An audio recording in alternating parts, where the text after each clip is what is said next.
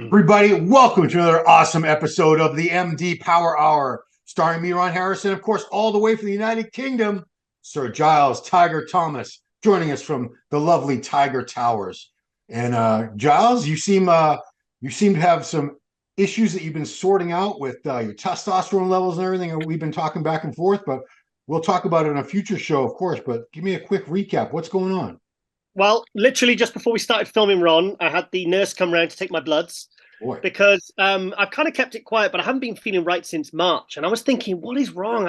I thought at first I kind of wrote it off as like the grief of my dad, because I was fine January, February, March. I was great. Training was going great. Everything was fine. I felt okay. And I thought, oh, am I getting away with this here? It wasn't really hitting me. And Lauren was really concerned.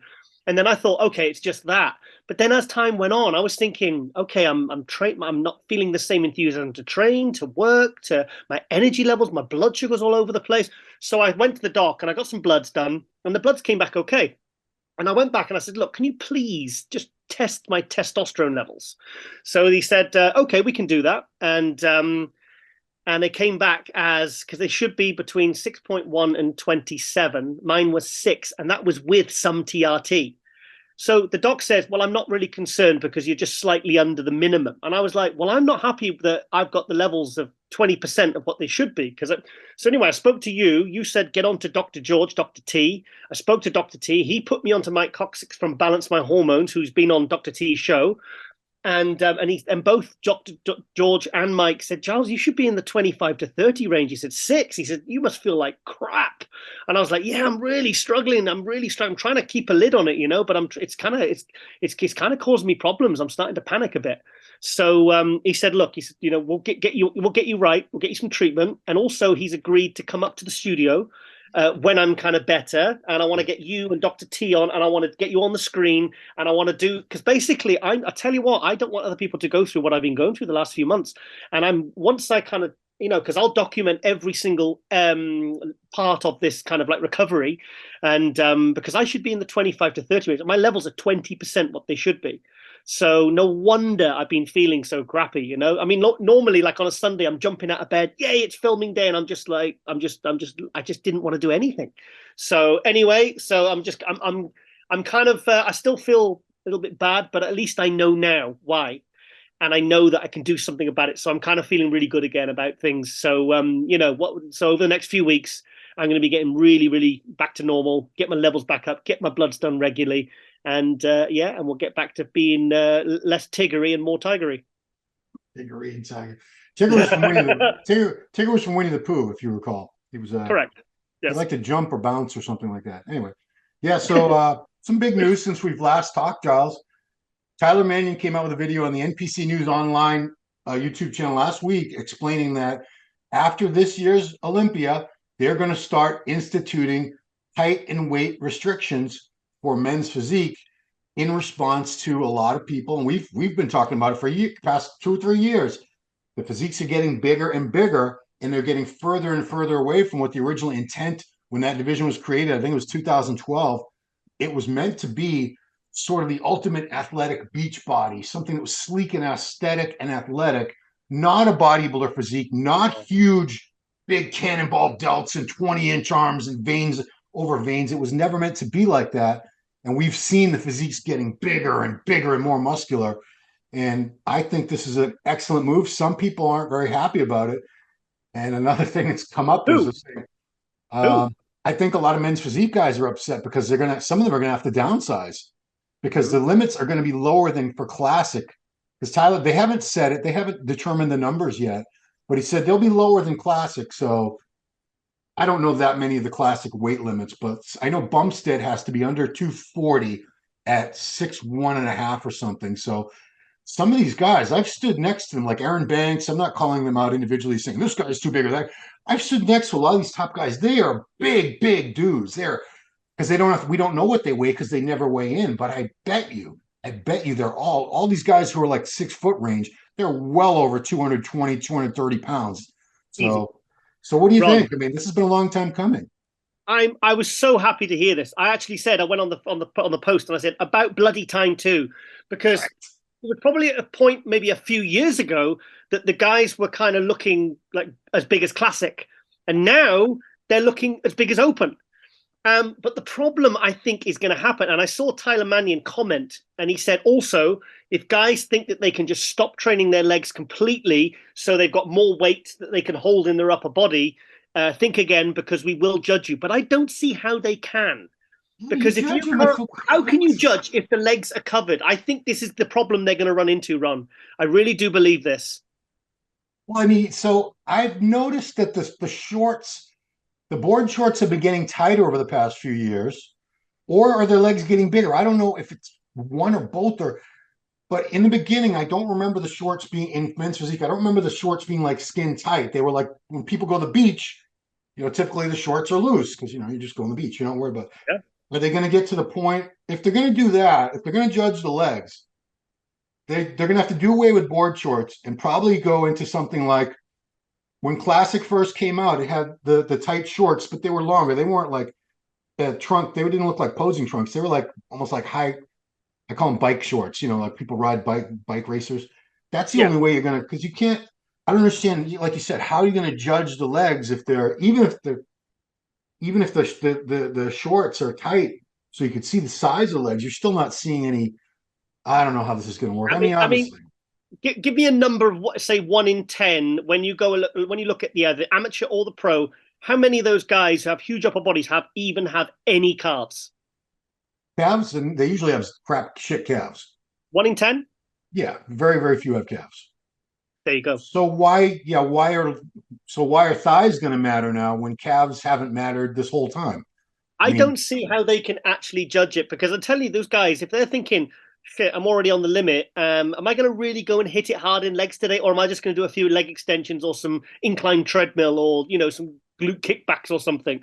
I think they're going to run into problems. But the thing is, I do like the fact that they're actually doing something about it, because, I mean, there was a picture on, in fact, I'll send it to Jen so she can edit it into this one. There's a photo on an Instagram page and of this guy that I think it was a pro show or an amateur. I don't know. I'll find out. And I just looked at his physique and I went, that's a really good open physique, and that's a men's physique winning a pro show. Do you know what I mean? And the thing is, I mean, I do the live stream commentary, and I was at Prague and Romania and all these different shows. And if you listen to my commentary, like I'll probably get some heat, because if you actually listen to it when the men's physique come on, like some of the conditioning, I always point out, because I like men's physique to be really, really good condition. And I'm constantly saying some of these guys are too big. They're too muscular. This is not what men's physique was created for. It's basically chest, abs, and pretty hair. Isn't it? It's like the model look. It's the beach body look. I mean, I'm sorry, I'm being flippant. Obviously. No, it's true. I mean, I like to see a V back. I like to see a V shape in the back. I like to see nice small waist, tight abs. No bubble gut, cap delts, but not like really dense, thick muscle. And also, because you see in a lot of these NPC amateur shows, you'll see guys doing multiple categories. And I've seen guys do men's physique, classic, and open, and they're placing well in the open, and they're doing well in the men's physique. That shouldn't happen. So I've heard cases where they win all of them. The same guy wins all of them. I'm not even kidding. A smaller show, but that's ludicrous. Yeah, exactly. It should be three different looks, but the same guy is winning all three. So So here's the dilemma we talk about, and don't train legs or train legs. What if somebody? So say the limit for 6 foot, I don't know. Let's say they say you're 6 foot, you can't be more than 215 pounds. I'm just throwing out a random number. So say one of the top guys is 6 foot and he competes at 225. He's got to lose 10 pounds, or he's got to move to classic or open. God help him. What does a guy like that do? You got 10 pounds when you're already, he's going to have to stop training legs, because there's the fat's all gone. These guys are typically in amazing condition consistently. If you're placing top 3 in any pro men's physique show, you're pretty damn lean. There's just no way around. So they're going to have to. Where's the muscle going to come from? Ron, I thought when you said there about the not training legs, yes, obviously I think that is going to happen. But also the thing that popped into my mind when you just said that was, like what 212 guys have to do to make weight, and classic guys, some of the dangerous things they do with diuretics and cutting water. I just hope we don't run into real problems with guys that literally really struggle to, make a weight, because I mean, there's going to be, what happens if a top pro turns up and he weighs in for his height, and his height is measured differently, and it turns out he's got to lose 4 pounds in, by the night. There's going to be guys really struggling and really kind of taking health risks to kind of make weight, because what happens if you're at the Olympia and you're the top 5 Olympia guy and you're 5 pounds over? I mean, what are they going to? They can't compete. What's going to happen? So it's going to be. I see that. I like the fact that the NPC, the Pro League, is doing something about it, but I think there's going to be some teething problems like there is with any new ruling or in a division. So I just, fingers crossed. I just hope that. And also, I don't want guys to stop training the legs. Just if they've got these huge upper bodies, it's gonna. I don't know. I think they're gonna have a few problems, but let's see how it pans out. And we applaud them for doing something about it, because Yeah. they didn't have to do a damn thing. They didn't have to. They could have been business as usual, carried on, nothing to see here. Let the guys get bigger and bigger and bigger till we have. He said, I think, did he say in the video? I think Chris Bumps or someone else said, you could have eventually like Chris Bumstead board shorts. That's your standard, and he's not that much bigger. There are guys that are carrying close to that level of mass in men's physique as Bumstead. I've seen some huge guys. I mean, I've seen some absolute monsters, and I don't like it when they do well. I mean, I remember an amateur show once, and there was a guy, and he was huge, and he was next to this kid on stage that looked like his little brother. This tiny little kid with a beautiful structure, nice tight abs and stuff. And the little kid ended up beating the bigger guy. And I was like, see, that's good judging. But that was a few years ago. So nowadays, I don't know. They probably would just go for the bigger guys. But I mean, it was getting out of hand. So like I said, I do applaud them for doing something about it. But let's see how it pans out, because like I said, I think they're going to have a few issues rolling this out. So the next question is women's physique. We've been talking about that. I've been noticing at the past few shows I've been to, there's not much difference in the development, size, muscularity between women's physique and women's bodybuilding. It's become a very blurry line between the two. And in particular, you do see the women in women's bodybuilding that carry more mass, usually only targeting the bigger shows. Obviously, the Olympia, the Wings of Strength, maybe a couple of the shows. At some of the smaller shows, a lot of the women in the women's bodybuilding division, some of them are actually smaller than some of the women competing in women's physique, and their definitely condition is way less. New York Pro was a couple weeks back. Condition on in general was far better than women's physique. I mean, striated glutes, all this stuff. Women's bodybuilding, there were a few of them that from the waist down, there was like very little definition, tight upper bodies, but the lower body was, especially from the back, just very buttery, soft. So is this something you think maybe the next thing they can tackle? Because I think they put out a memorandum shortly after that, because Natalia reposted on her Facebook and her Instagram saying this is the criteria for women's physique. But they've tried that before, and that doesn't seem to be a way to really stop a direction of maybe getting too big, too shredded. Because look back at when women's physique started, Dana Lynn Bailey, Juliana Malacarne, they would get destroyed today. Destroyed. No offense to either one of them, but that's how much women's physique has changed in the look that's being rewarded and it's winning shows. So I know you have an opinion on this, Charles. Talk to me. I don't see as much of an issue with this one. I'll be honest. I don't think they need to enforce any height or weight caps on this one, because on the whole, women's thing is, I think when the Olympia, Miss Olympia came back to the Olympia, because I remember speaking to Branka. Remember Branka? Yeah. Yeah, and I remember seeing her at the Olympia in the women's physique in 2016. I mean, she came out and she was huge and shredded. And of course, she didn't make top 15 because she was too muscular. And I asked her why she did that in an interview on Global. And she said, well, I wanted to get to the Olympia. And I said, but, you weren't willing to downsize. You weren't willing to kind of fit into the criteria. You were basically a female bodybuilder. And she said, yeah, but that was the sacrifice I made to stand on stage at the Olympia. And I was like, but now they don't have that problem. So I think it's more a matter of getting the right advice of which category they should do. I think when you've got people like Alina Popa and Linda Murray, representing at these events, I think, they're very accessible for the athletes, I've been told. I've seen them at the Romania show, and a lot they mix around. They basically like mentor a lot of the athletes, and sort of say. So I think if they're at these events, and if somebody comes up to the for the judges table for judges feedback, they should say, go speak to Lenda, go speak to Alina, and get an assessment, because Alina and Lenda, people like that in the Wings of Strength team, or Jake, will know. We'll say to them, look, you're a bit too big for women physique. Give female bodybuilding a try, because it'll only happen once or twice. If they're going and they're looking like they're in a wrong category, then they can be advised at least. So for me, this is not as much of an issue. I think women's physique is pretty okay, I think. And like I said, it was in 2017. I think that's when I noticed the conditioning went to another level, and that was the year Julia Malakan, she retired, because that was the year she really leveled up her conditioning. And I spoke to her, and she said, I didn't like having to do that, and that's why I retired, because I didn't like having to bring that look to keep winning. So that's why she kind of stepped aside, and then obviously we had Shanique, and then we had, Sarah Villegas, and now Coelho. But not as much of an issue there. Although I think Natalia Coelho could do well in female bodybuilding. She kept on growing, because she's still only quite young, isn't she? 27, I think. I mean, yeah, it's you're right. I don't hear as much of an uproar about women's physique as I have been for the past few years about men's physique.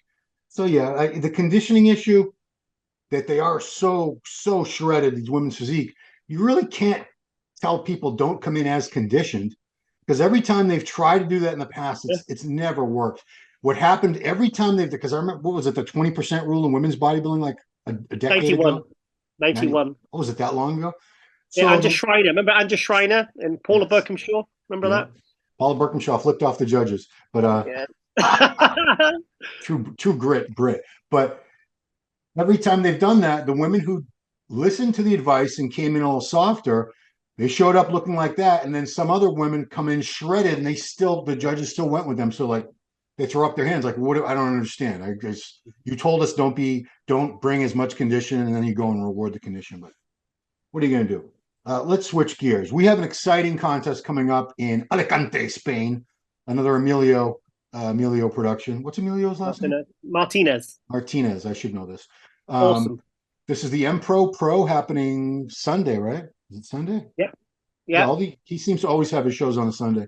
And I don't know that many people going into it, but I do know Krizo, Michael Krizanek, looking fantastic. We've both been following his updates the past month. He's leaner now than I've ever seen him in his career. I've been following even when he was with the other organization. Conditioning is on next level.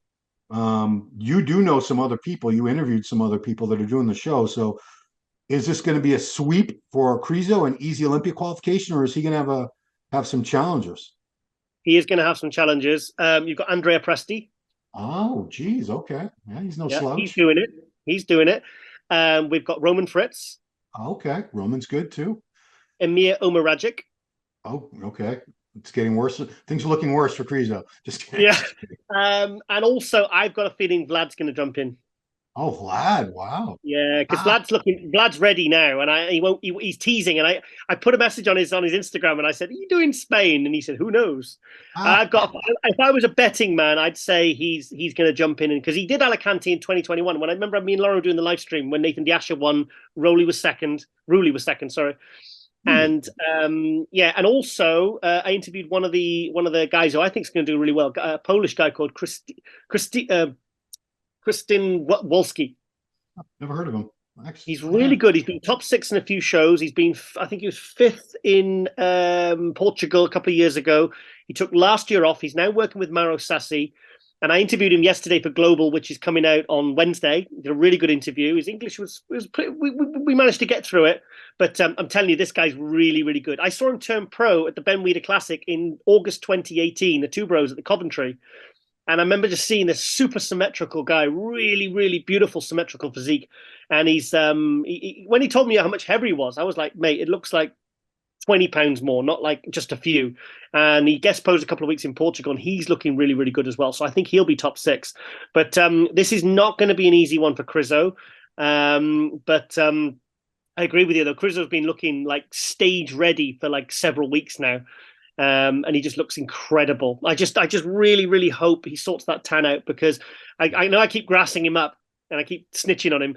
But when I was in doing the live stream at the EVLS last November, I Yeah. think it was 2 hours before the show started, and he turned up and he had a tight t-shirt on, and he was white as you see him on these videos. So literally, he must have just gone sprayed straight up on stage. And then, because it wasn't enough tan and it probably didn't dry properly, his arms, because they're so big, brushing against his lats, were brushing all the tan off his lats. So every time so his best pose, the frontal bicep, just looked a mess because his tan it was messy. He sorted it for the night show, but that kind of shit can get you, that was his pro debut, and you can't do that sort of stuff because that could have lost him and it would have been like, and the judges would have said, look, your tan was a mess. We couldn't properly judge you. Right. So I'm just kind of glad he kind of got that win, but I really, really hope he addresses that because these really pale guys cannot get away with this kind of shit. Remember 2012, the first EVLS Prague show when Dennis Wolf won? I've told you this story many times. And at the after party, the dinner thing, I said to him, I'm going to get you a drink. I said, because you finally got your tan right. And he asked for a single vodka Red Bull, and I got him a triple. I got him a couple. He goes, "Oh, this tastes strong." I said, "No, it's only a single." Anyway, and his wife said, "No, what we did for this one, we started tanning 2 days out." So, I mean, like I said, these things, these details, they matter. When you've got someone like a polished competitor, like an Andrea Presti or some of these other guys, you can't turn up, with these kind of, you can't turn up and your physique's improved and the condition's great, and then you mess up on something like posing or tan. It's just really amateurish. So I hope he sorted this out because we want to see the best version of Krizo because I'm really excited about Krizo. It's funny because after the Arnold Classic, I feel like people have already forgotten about him, and I think he's That's incredible. how quick it happens. It happens people forget you like that in bodybuilding. But yeah, can he not? Because I remember Wolf. I talked to Dennis about his tanning situation years ago. He said he can't tan. He literally can't get a tan. He doesn't have any melatonin or something. So, and I think Dorian was the same way. He never did any kind of base tanning. Where I'm from the very old school where people always got a base tan and then they got the spray. We didn't have spray tan back then. It was just pro tan, but it seemed like a better combination. But yeah, I'm glad that Krizo has some good competition because if he just rolled over a bunch of, guys who weren't at his level, people would say, well, big deal. He's not, that doesn't tell us anything about the Olympia because he just beat a bunch of guys who were never going to make the Olympia anyway. So I'm happy there's a battle. Presti's good. When Sukorochko, Vlad says, you never know, that means he's doing it. If he wasn't doing the show, he would just say, no, I'm not doing it, Charles. I could message him now, and ask him. He'd probably tell me. Clever little Ukrainian. I love Vlad. He's awesome. And he's really coming up as well. So, in fact, I still need to ask him why he wasn't on stage at the Olympia because he didn't turn up for the finals and he was sat behind me. That's right. He was sat in the third row. And what happened? He leant over and he said, "Do you know why I wasn't on stage tonight?" And he started to tell me, and then the show started and the music came on. And I was like, and he went, "It's okay. I'll talk to you later. Talk to you later." And then the show started, and of course, it's Olympia, Yeah. So I still don't know what happened there and why he didn't show up to the finals because they were calling his name out for the comparisons and stuff, and he wasn't there. So I'd love to know why because it's kind of a weird thing to do, not turn up for the finals, Yeah, I mean, they probably weren't going to let him pose anyway, but still, they call out everyone who didn't make whatever. If they're only going to let top 10 pose or whatever, they call everyone else out, let them hit a couple poses, and geez, you came all the way there he's in Dubai, right? It's a hell of a trip. I want to congratulate you and Lauren because we got the news recently. You will be the commentators for the live stream for the Masters Olympia happening in 2 months, right? We're about 2 months out from that show now. I think it's less. Yeah, because I spoke about this on Global yesterday because there was me bragging about doing the live stream at the end of it. And I was thinking, okay, and afterwards I was thinking, hang on a minute, we haven't had this confirmed because Alina messaged me a couple of months ago saying, are you guys available? And then we didn't hear anything else. And there's me talking about it on the Power Hour and Global and everything. I'm like, yeah. And the other week I said to Lauren, we better kind of check. I said, because you've got to book your time off work, because obviously she's an accountant in the day. And so I messaged Alina and she says, oh, sorry, and she took a while to get back to me. She said, sorry, Giles, I've been on holiday. She said, let me get back into the office and I'll speak to Jake. So then the next morning I woke up and there was a message and it says, yeah, you are confirmed for the live stream commentary. I was like, phew. So, and also, should I reveal the surprise potentially? Up to you. I messaged Jay Cutler as well. Oh, yeah. I about sent him a being message part and I of it. said, Jay, I know you because obviously he's using that date to get in really good shape because he said he's obviously turning 50. Yep. So he's using that as a kind of as an end date to kind of, you know, get in the best shape he's been in since he retired in 2013. And I said, Jay, I said, look, if you're going to be there, please can I grab you for at least the open at the prejudging? And like, you know, I'll kick low enough and I'll put the headphones on, and you know, because I mean that would be, if he's there, I can't really miss out on that opportunity to have him, you know, comment on the live stream, you know. So I'm fingers crossed. And he said, well, I haven't had the schedule yet because they've got me doing a seminar and presenting trophies and all that. And I know Alina's asked him as well. So I'm just hoping, because it's something off my bucket list, you know, to do live stream with Jay Cutler. You know, I think it'd be really cool. In fact, Ron, I think you and me should do a live stream at a show one day.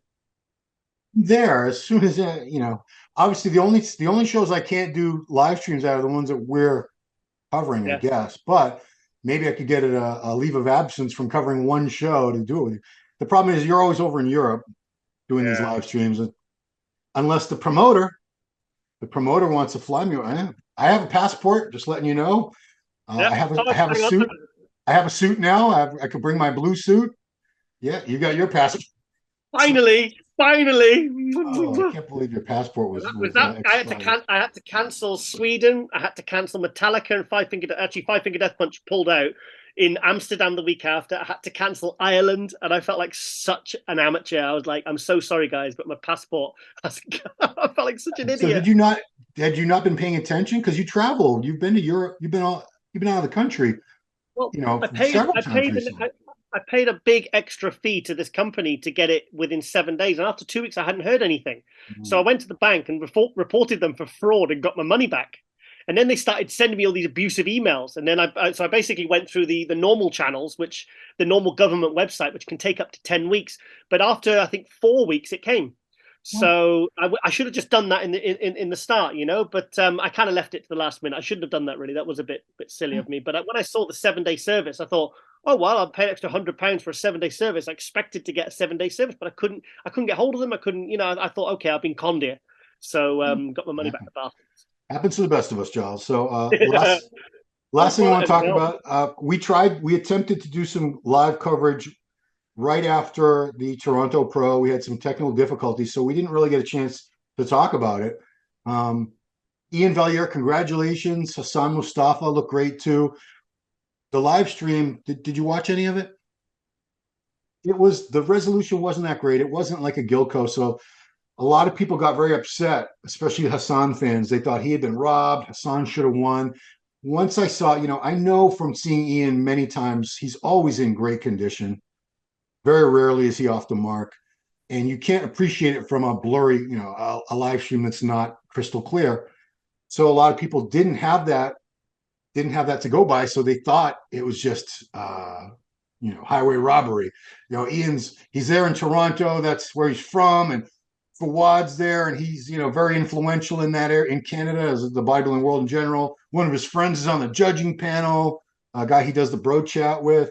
So a lot of people thought it was a little questionable, but I knew once I saw the pictures, I never really questioned it that way. Once I saw the pictures, it was a fair win, fair and square for Ian. Congratulations. One thing that does need to be addressed, though, he did seem to fix a lot of the issues with his lower lats. They do seem to come back down a little lower. So the atrophy seems to have been somewhat reversed. People were saying, no, he's just leaning back more on his back shot, so you can't see the lower lats. But no, he's been posting pictures because he gets kind of defensive about these things, because he's actually doing hashtag nerve damage because so many people talk about nerve damage. He's kind of making a joke out of it. But his back's better. But now we see something going on with his chest where there's an atrophy right in the middle. You can see it a little bit in the lat spread. You see a little bit, but you see it when he hits any kind of most muscular where he brings the arms together. There's a gap there, like a retraction of the pecs from, this is everyone's pecs originate under here, under the armpit, and then they insert somewhere between there and your sternum. It's like any other muscle group. You can have a sternum. You got a big scar there. Oh, it's like So a buzzword. It's a trigger word for me. I'm like, all right, sternum. Sorry, I won't say it again. Sternum. But just say S. yes, Yes but word. that does seem it's noticeable. I don't think it's destroying his physique, but you can't ignore it. I mean, you saw the pictures. I think I put one in the MD group chat. We're not doctors. We're not here to speculate what the issue is. We don't know. But in your mind, is that a distraction? And when a physique has something like that going on? I suppose it is, but I mean, I like someone said on the forum saying, it's just that years of heavy, hard training, and things do start to, like triceps start to look shorter, a bicep start to look shorter, quad sweep goes, when he got, but he's only 33. So it kind of shows you how the style of training he does. But then again, you got someone like Sean Clarida at 40 who trains that way all year round, and I've never seen anything like that on his physique. So I do feel bad for Ian, because I really like Ian, and I do think his back did look a lot better than Olympia. So I fair play to him for that. So Yes. I mean, obviously Ramy at the Arnold proved that, you can reverse certain things. I thought, I mean, in my experience, once these things start to go, that's it. That's usually the steady decline. I mean, if you remember Marcus Rule, he had that same thing where the pecs seemed to sort of separate. Yes. There's like a clear line. There was a British bodybuilder called Gary Lister, and he had that in the last time he competed as well. And I don't think it's quite like a tear, but it's almost like the muscle starts to recede. And it's kind of weird looking. I mean, obviously he still won. So I mean, it was a flip of a coin, I thought, between him and Hassan. I mean, I know Hassan's got that kind of big, thick waist, but I wouldn't have argued if Hassan had won. But I don't think it wasn't a disgraceful decision. But I was like, okay, Ian won. Yeah, he's good. But someone like Ian Valier should be coming in and completely dominating that show. From the Ian Valier that we know. But yes, there was improvements from the Olympia, but I did notice the chest. So I don't know how he fixes that.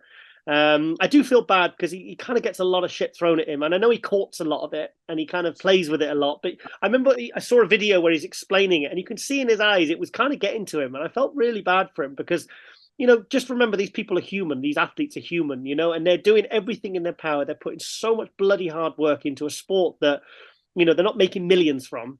So I kind of felt a bit bad for him. But I mean, regardless, he's got a good career. But yes, I did notice that. But like I said, he's still quite young. I mean, 33. I mean, Wow. the calves. I mean, I know there's the calves as well, but but then again, he's won his show, so Exactly. maybe he can get some stem cell. I don't know. Because the thing is, I said to you months ago, I said, if Ramy's stem cell works, all athletes. I said it. I wrote it in my column in MD. All these guys are going to be jumping on this now, because like guys like you said, your legs are just starting to go now. What you're in your 50s, and your legs are just starting to go when sometimes it happens 10, 12, 15 years earlier. Right. So just the fan, in Ian's defense, he does make critiques of other physiques when he's on the podcast with Fouad, but that's what he's there for. That's what we do. We critique physiques, but people are brutal to him. I mean, in the comments, I went live and did a couple videos after his win, and people were saying, how does he win with, they say, no triceps, no chest, no calves? I mean, they're they're exaggerating his flaws greatly. Ron, it's not like he's not training those areas. I mean, he's hitting them hard, you know? Me with my low test, I went to the gym last week and I tried to do shoulders, and it was a complete freaking waste of time. I walked out of there feeling like shit, and it's like sometimes you can go in with the best intentions and you can push everything, and there's been times when you've done a prep and nothing goes to plan and everything goes wrong at the end. It's like you can give it your all, and sometimes the body just doesn't play ball. So look at, even all the greats, Ronnie, Jay, Phil, they all had things. I think there's a shelf life in bodybuilding.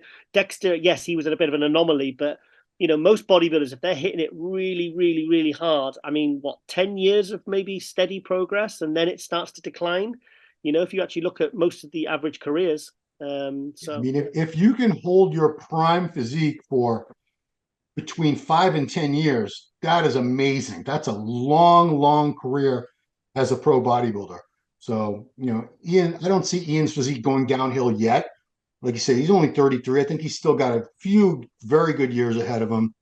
And then, father time beats everybody eventually, but Ian's he's still a young whippersnapper, as we like to say. It's not as if he's actually torn it. He hasn't got a tear, and it doesn't look that bad. It's just because people are looking, they're searching for it. And then obviously they can screenshot pictures from 2018 or 2020 or whatever, and they can throw them up and say, look, there's a difference. And it's like, yeah, but he still won his show, so let him get on with it, Yeah, So I yeah. just I mean, look at Dorian. Dorian's career start to finish was 7 years. Yeah, he And competed. His first show was in 1990 Night of Champions. His second. last show was in 97 Olympia. It was a very, very quick career. Yeah, and he had his hip, his shoulder. I mean, Dorian's getting stem cells now. Oh, wow. Yeah, he's been talking about it, saying he's feeling a lot more better. He's got more mobility, but he had like the hip operation before he even turned pro. Right. Then he had the shoulder, then he had the bicep, then it was the tricep, But that's those guys like, I mean, that's why I'm amazed like someone like a Sean Clarida hasn't completely fallen to bits, because that guy is like a Dorian and a Ronnie all year round. I mean, he's one of those guys that is fucking really hitting it hard every single day of the week, but he's actually still just getting better. But there's probably going to come a point, I don't know, I'm not going to put a number on it, when his body will start to do a bit of a Ronnie, Of course, and everybody. I mean, with Ronnie, it was like 2005, wasn't it? Really, that 2005, the lat, the tricep, you could see that there was some, That was his last win was '05. yeah, So maybe it was just we were starting to see glimmers of it. Then the next year was very, very noticeable. But yeah, I just remembered one thing. I watched a Bumstead interview a couple weeks ago. He was talking about when he was much younger. He's still a young guy. He said Ian was always like his inspiration in the gym because that was his big sister's boyfriend. yeah. And this was probably 10 years ago, or more. Ian was already doing barbell incline presses with 500 pounds. So this is like we're talking like 10 years ago, 12 years ago. Wow, he's a So monster, isn't he? He's a monster. he's a very, very strong guy. And that appeals to a lot of people that they like to see bodybuilders who are as strong as they look, that they've earned the muscle, not just by pumping, but hundreds, thousands of pounds of cold iron. It's just that's why Ronnie is, he would have been popular based on the physique alone, but people, the way he trained and the strength, it just still can to this day, people go and watch his videos for inspiration that were filmed So, 20 years ago. I don't. I hate to say it, but I mean, I'd be shocked if we ever got anyone of like Dorian or Ronnie's kind of level of mystique and interest and inspiration and motivation, because I don't think there's, in my opinion, there's no one since those two that's really really inspired any sort of anything to do with training. Yes, to do with physiques of like Phil Heath was incredible, and all these other body was incredible, but just like when it came to actual training, these guys, there was something different about them. There was something that they did. I mean, I'm friends with Paul Baxendale, one of Dorian's old training partners, and he's posting every day about those memories of training in those days, and they just sounded like they were just. It was almost like a religion in that temple gym. Do you know what I mean? It was like it was something on another level that had never been seen before. That level of training. If you were in there, you weren't even allowed to look at them. The gym they trained when the gym was shut. They get all the weights. Right. Like Paul Baxendale would drive 2 hours, 2.5 hours to train with him, like a few times a week. He said Dorian wouldn't even say hello to him. They just kind of give you that nod. They just look at them and then they just talk about what weights were going on the bars beforehand and all. It's like this another level. It was almost like it was like some weird. I don't know. It's crazy. That's why to this day, that was 25, the blood and guts video was like 25, 30 years ago, almost 30 years. That was like 30 years ago. People Yeah. still watch that for motivation before they go to the gym. People still watch Ronnie Coleman, The Unbelievable. And it's funny because we have so much more content available now to watch. These guys now put out training clips every day, a lot of them.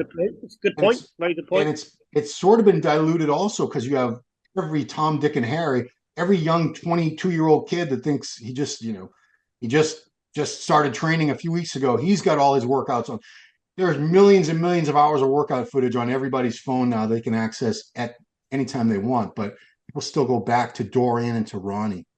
Yeah. I think the only one, like I said, that really I kind of is Sean Clarida. He's the one that kind of echoes the Dorian and Ronnie style of that psyching up every set. Like I remember I used to train legs with this lad on a this friend of mine on a Saturday morning, and like he'd headbutt there'd be like a notice board next to the squat rack, and he put his belt on and he used to headbutt the cork board, like swearing at himself. And we get under like four and a half plates. I mean, it wasn't a massive amount of weight, but it was a decent, respectable amount of weight, Mhm. And it's funny because I used to say it's a lightweight. That way. And that years ago. So Ronnie copied me. Oh, you were saying that before Ronnie. I said, "No, it's light. It's light." I should tell myself it was light and then get under the bar, And but I didn't do the headbutting thing. But yeah, he did. And it's funny because the gym owner was an ex-SAS guy. He's a bit of a psycho. And I was like, don't ever let Ginge see you doing that, mate. I said, if you're headbutting the gym, I said, he ain't going to be happy about that. So. Well, people, SAS is the British Special Forces. They're like the the Green Berets. So yeah, My you don't uncle's miss. SAS. I, My uncle Philip, ex-SAS G Squadron. He was in it 10 years, and it's funny. He said about the because I'm born in Hereford, where the SAS base is, and he said yeah, he said even on training we'd lose 4 or 5 a year. I said, what do you mean lose them? He said, well, they die on the training ground, oh yeah, where they yeah, train the SAS, they would yeah, lose them. He said they'd get frozen to death or they'd fall off cliffs, and yeah. it was That's just a standard thing. Like, okay, guys, if you're in the SS now, if you get through training even alive, you're still not going to guarantee to be selected. Anyway, I digress. yeah. Wow, that's crazy. Well, that's it, man. That's so we good to be back. I know we missed a week last week, so it's good to be back here doing the Power Hour again. And guys, if you have ideas for topics for future shows that you really want us to talk about, drop a comment, or even if you want to tell us how great we are, how much we suck, whatever, put in the comments. Please No, don't. don't no, don't Very tell them that. Okay. sensitive. Rod, I've got the testosterone levels of an 8-year-old girl. I'll probably cry. Oh, well, that's I've been known, it's I had to start anastrozole because my estradiol levels were just so high. On my phone, if I look at any of these videos of dogs in shelters that need a home, I start crying or just a song I hear a song makes it's just too emotional. Yeah, big Donkey crybaby. sanctuary act. Donkey sanctuary ads are the ones that got me. The ones that they poor little donkeys and Monkey. stuff, and they always Oh, bring tears geez. to my eyes. Well, I feel bad for pit bulls because did you? We're random. We talk about random shit. Two dogs make up. There's only two breeds of dogs in the U.S. that make a full 50% of all the dog shelters. So these are the most cast. They make up a full half of all the castaway dogs in the United States. Pit Really? bulls are one breed. What do you think the other breed is? Not a clue. Chihuahuas. Chihuahuas. Why? Because they're vicious They're, little things, aren't they're vicious. They're little no, they will bastards. bite you. They will bite your hand off with those little needle teeth of theirs. They're horrible. They're Yeah. psychotic. Yeah, I'm sure they're lovely once you're giving them affection and everything, but yeah, they'll bite. They're the breed responsible for the most dog bites in the Really? USA. Chihuahuas. Yeah. Poor pit bulls get the bad rap. It's those little chihuahuas. And because of bloody people carrying them around in their handbags, so they're probably getting all Yeah. hot and bothered and irritable and stuff like that. So anyway, Ron, I'm feeling very excited this week. Do you know why? No. I don't get one Batman. I get two Batman this week in the What do Flash. you mean? There's another Batman movie coming out? No, Ben Affleck is Batman and Michael Right. Keaton is Batman in the same movie. Oh, they're in this movie, The Flash? Yeah, Oh, I didn't know that. See, I don't really follow the superhero movies. Sorry. multiverse thing. It's like a multiverse thing. He goes back in time and he goes to a different universe and changes the past and everything. And then there's the Michael Keaton Batman, and then you've got the Ben Affleck Batman. So the two different Batmans. So yeah, I'm very very excited. So I can't wait to go and see that. Why didn't they get all the Batman in one movie?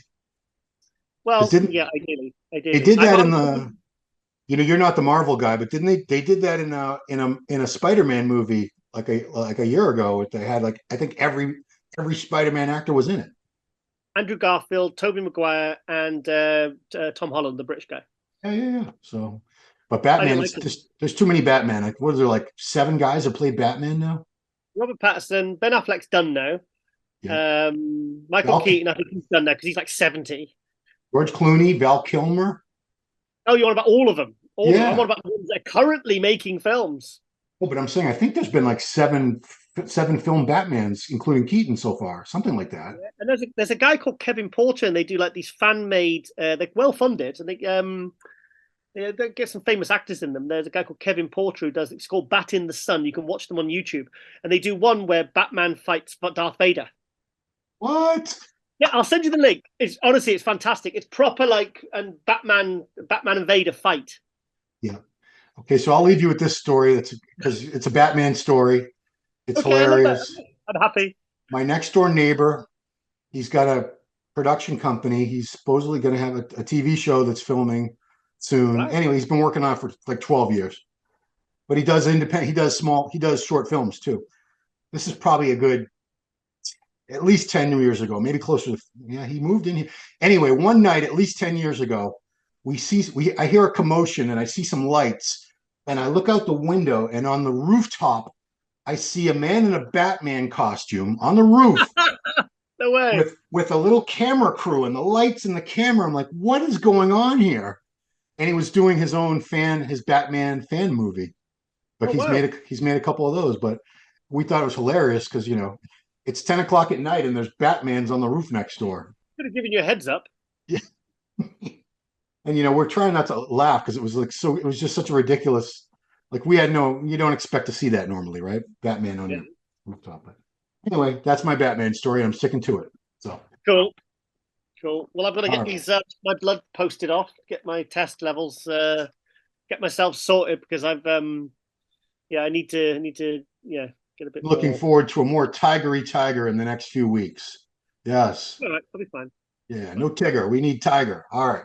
Well, that's it, guys. That has been another awesome episode of the MD Power Hour. Subscribe to the channel if you like the videos. There's a thumbs up thing. Hit that. Notifications, little bell there. So we have all the great content. Ron Line Report, MD Global Muscle, Buff Bombshell, Fat Attack, Jose, all the great shows we have. Bring notifications on, you'll know when they come out. So that's it. Thank you, Giles, for another great episode. Appreciate it. And thank you guys for watching MD Power Hour. We'll see you next time. Hey, did you like that new podcast? Smash that like button, subscribe to MD, and please comment down below. Thanks for watching.